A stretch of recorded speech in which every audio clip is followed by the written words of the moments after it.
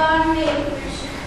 Egyszer volt, hol nem volt egyszer 3 kismalac, 2 közülük csudalusta volt, ezért valamiféle kajlakkal és szalmából építették maguknak házat.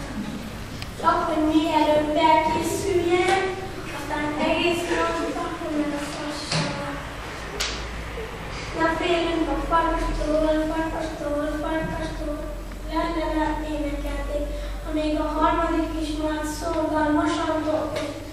Egy nap, mikor a 2 kismalac önfeledten nótázott, megjelent a farkas.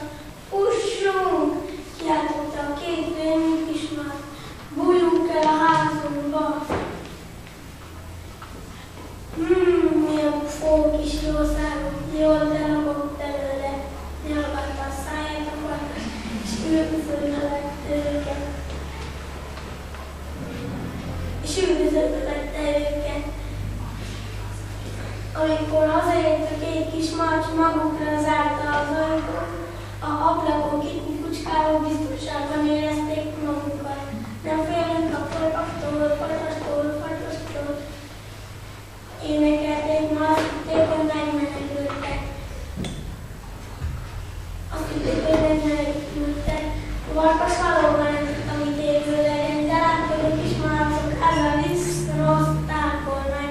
Ezért vették nagy levegőt, és erőteljes erővel ráfújt a házra. A kunyhó úgy összeomlott, akár a kártya vált. Ekkor a 2 kis malac a bátyuknál keresett mehetéket. Niski testvér, Niski hamar zajtott, felfarkant bennünket. Alig volt ideje, hogy kinyissa meg bezárjon az ajtót, a farkas már is ott előtt. Ahogy lilladóan, hogy a ajtó oda csukta a fogáját. Bizony fájt, de amikor magához tett egy nagy levegőt, és fújta, amíg össze nem zsartott a kimerültségtől.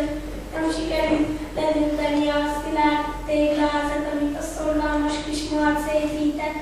Ekkor a lusta malacok megtanulták, hogy első nap